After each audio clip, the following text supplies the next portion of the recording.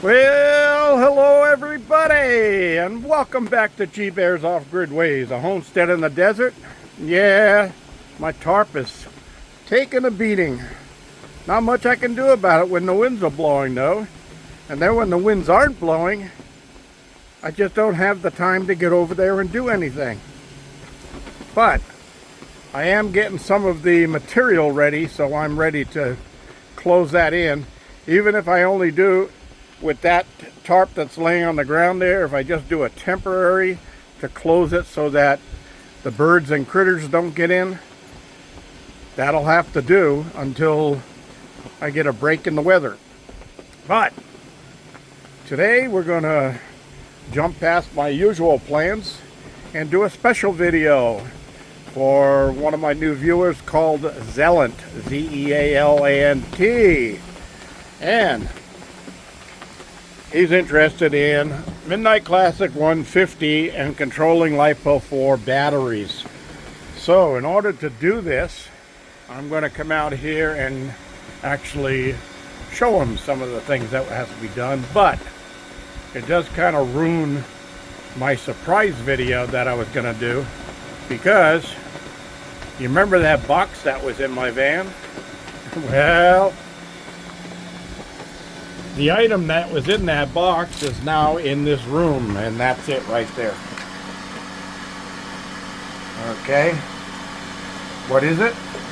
It's a Sun Gold Power All-in-One 6.5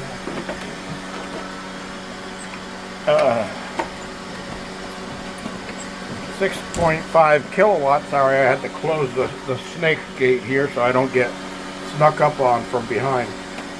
6.5 kilowatt, which means 6,500 watts of power. Now this will handle up to 10,000 watts of solar, and that's going to end up on the wall where all this stuff is.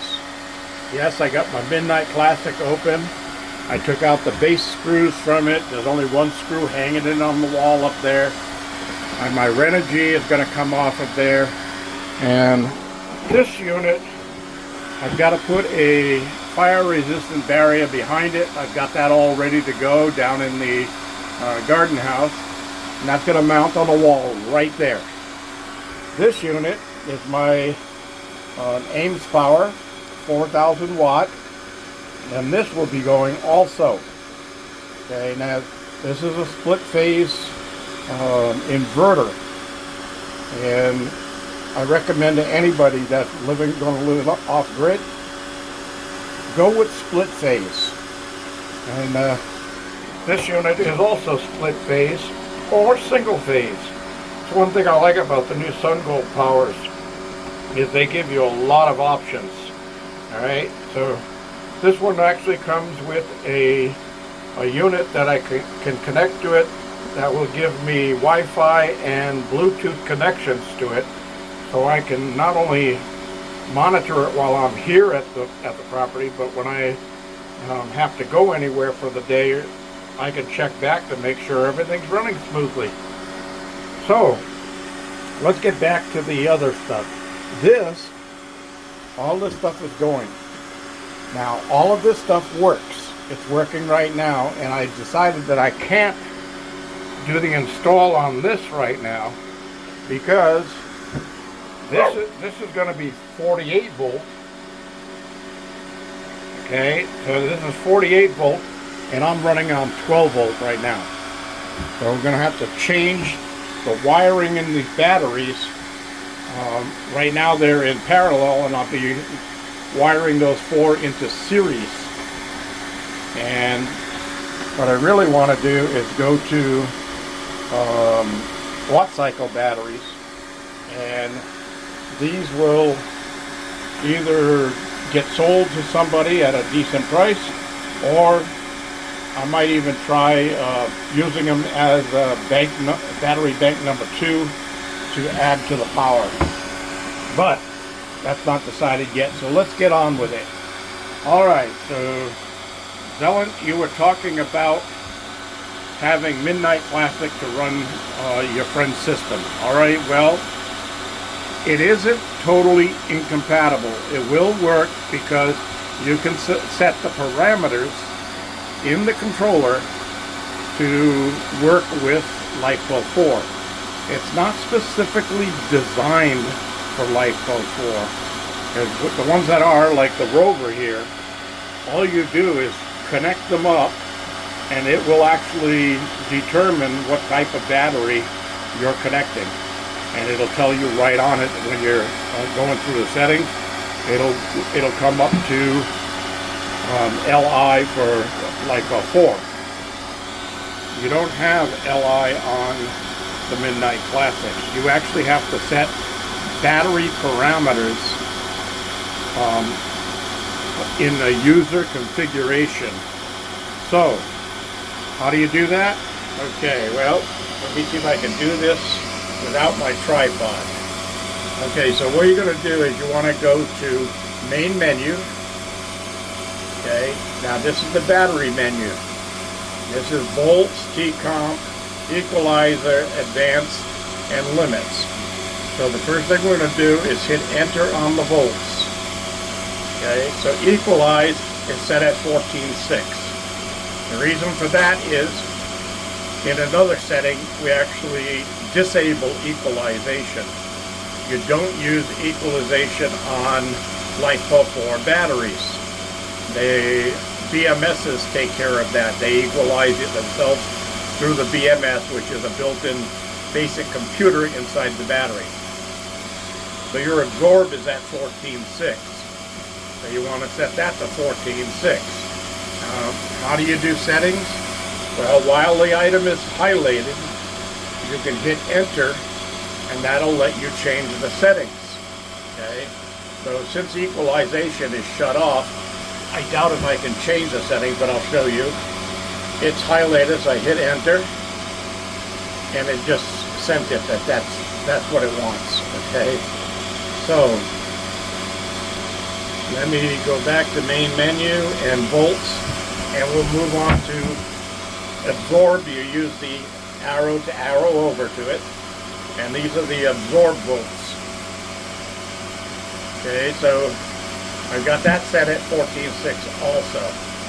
Now float is set at 11.0 on this, but I don't think that's right, and I never contacted the battery company to set float, but 11 volts is fairly low. I have it set to shut off at 10.5 volts, so I'll let it float at 11. Alright, so now you're going to hit main menu and go back, and you go to charge time and hit enter, and this is absorb settings. So you can set what time you want it to actually absorb and equalize. Now notice equalize is 0, 0, 0. It's shut off, it's disabled. Okay, so main menu again, put you back in here. We'll go to T-comp and hit enter.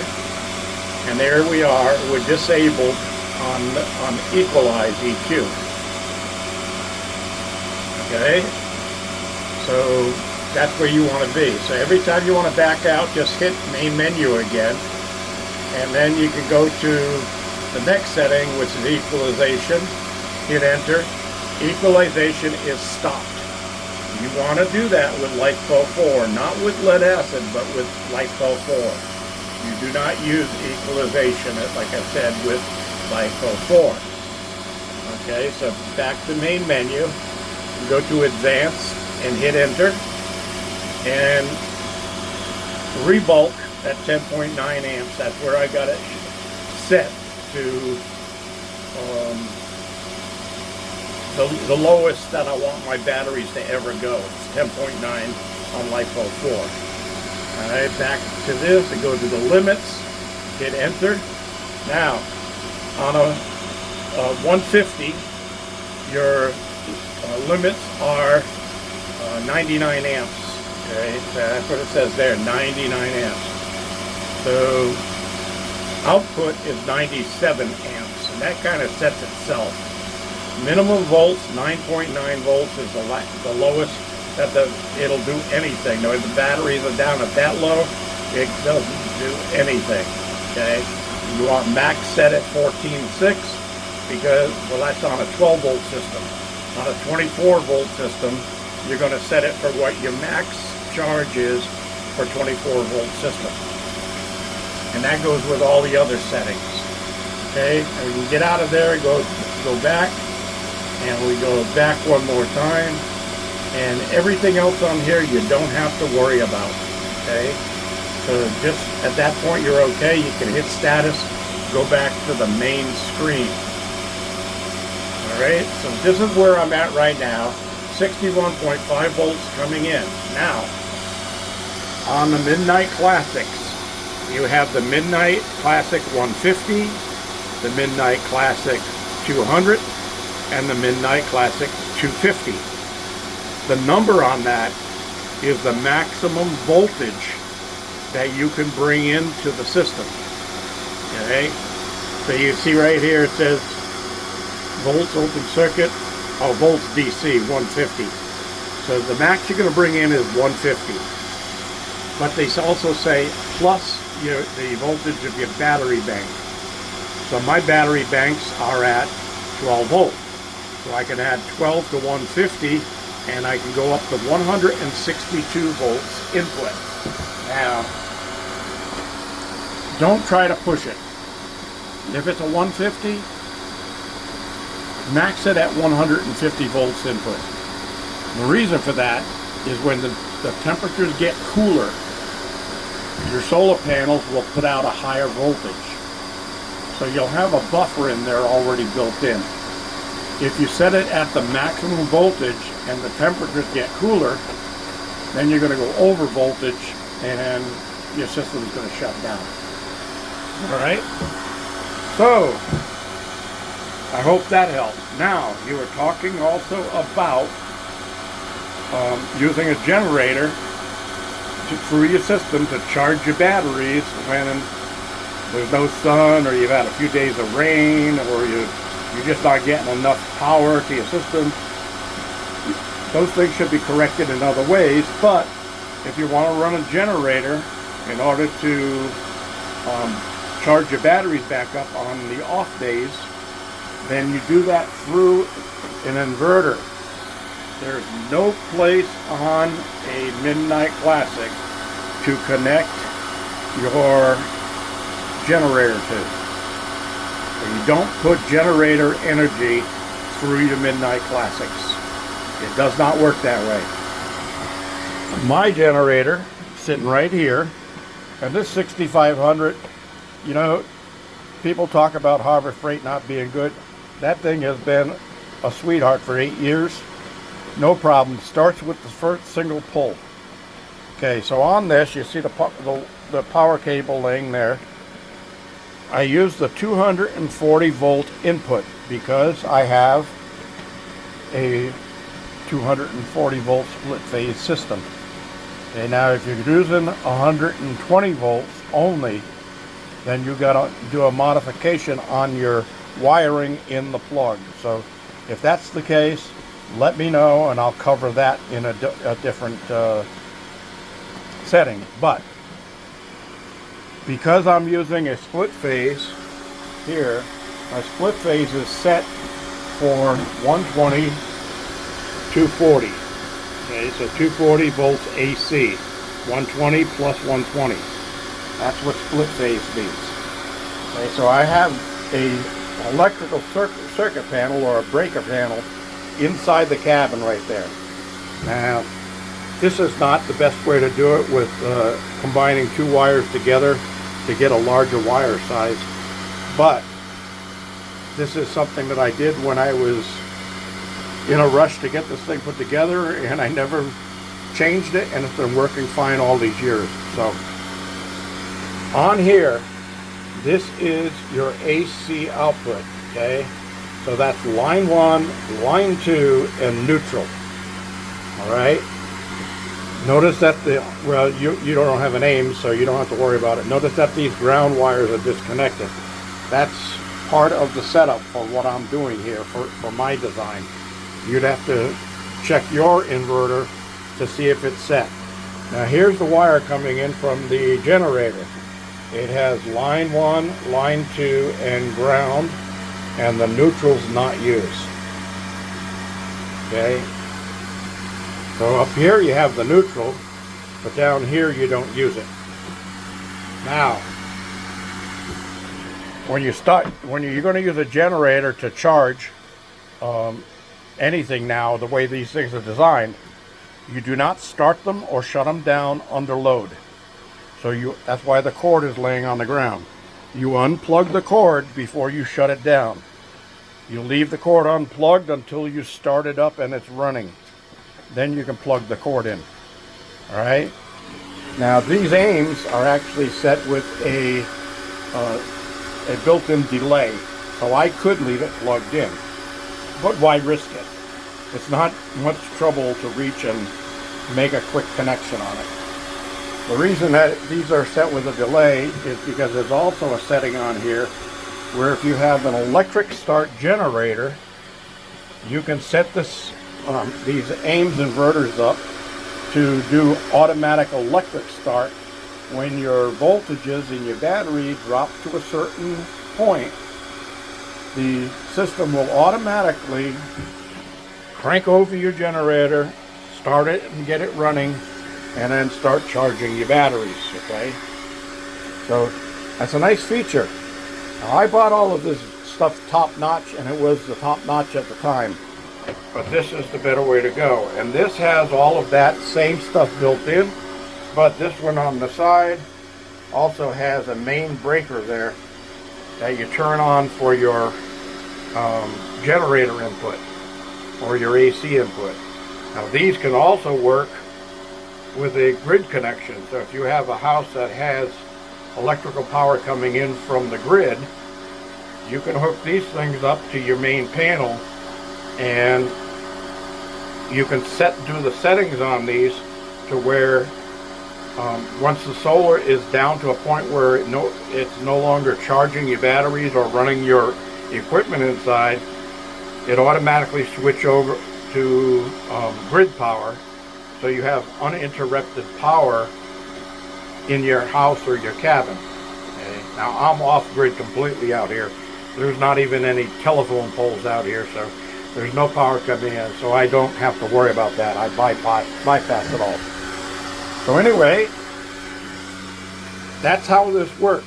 It's really not that difficult. If you have any questions, leave them in the comments below. And while you're at it, don't forget to hit that thumbs up, and don't forget to subscribe.